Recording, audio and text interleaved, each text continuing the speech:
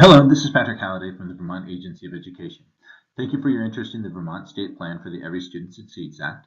This presentation will focus on the academic measures and targets section of the accountability section. This is the third of four sub-presentations within the larger accountability section of the state plan. Please remember that this and all presentations are intended to provide a brief orientation to the section of the state plan. If you're interested in providing public comment, we strongly encourage you to read this section in its entirety in order to fully understand the decisions outlined in the presentation. In this section, we're going to be looking at a handful of different things. First, we're going to be talking about the levels of performance that are outlined, long-term goals, interim goals, and then the measures themselves. Levels of performance. We're proposing a four-level performance system, and basically the question we're asking is how close is a school to hitting the target or their proficiency, their goal that they're trying to set. On target is the goal, proficiency. We have one bullseye that's above target and two that are below target so that we can measure a school's progress towards proficiency. In accordance with the law, Vermont needs to set long-term goals for all schools. These goals are common across schools across the state, and they're aspirational with the intent to achieve them within 9 years of ESSA implementation. Additionally, we're defining interim goals. There are both goals that are set by the state and interim goals that are specific to schools. The interim goals at the state level are set every 3 years. And the question that is being posed to the school is, to what degree are you contributing to the state's improvement goals? At the school level, there are annual interim goals set that are specific to the school based on their needs and determined by the school. In the development of the state plan, we considered numerous indicators to assess school success. Some of these measures, however, are federally specified. We need to have a measure of English and math proficiency. In Vermont, we're using the SBAC test. A measure of English language proficiency for English learners. For that, we're using the Access To test. We need to include high school graduation rates. And for elementary schools, we need to show a growth rate for ELA, English Language Arts, that is, and math assessment. Let's take a closer look at English learners.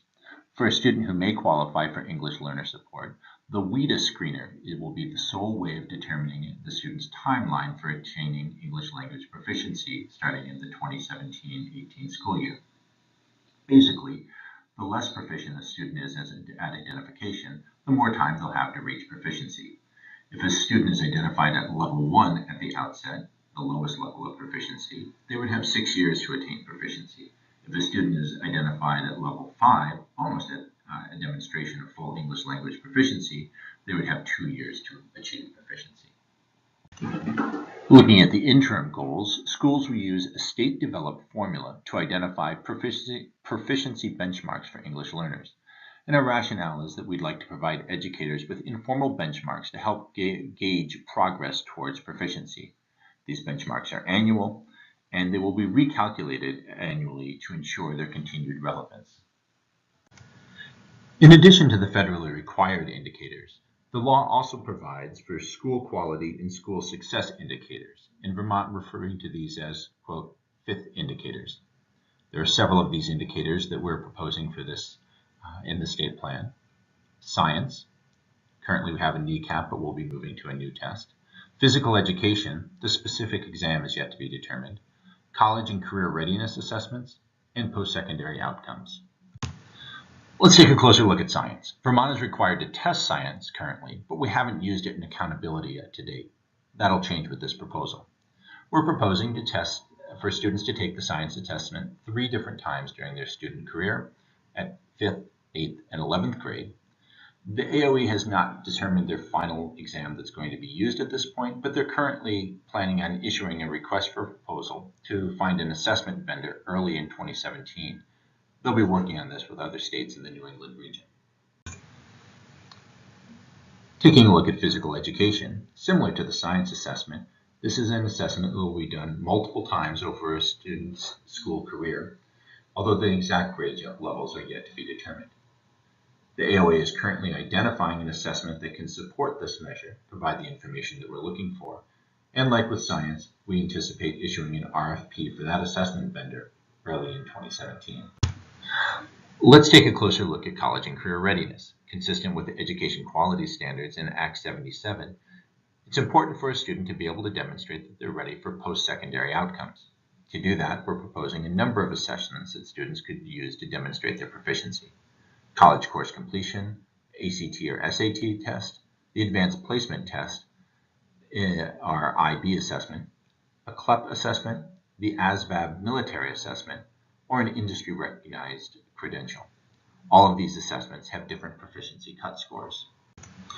Consistent with our dedication and belief in a personalized education, we believe that there are many possible desirable post-secondary outcomes, including college enrollment, trade school enrollment, being a member of the workforce, or military enlistment.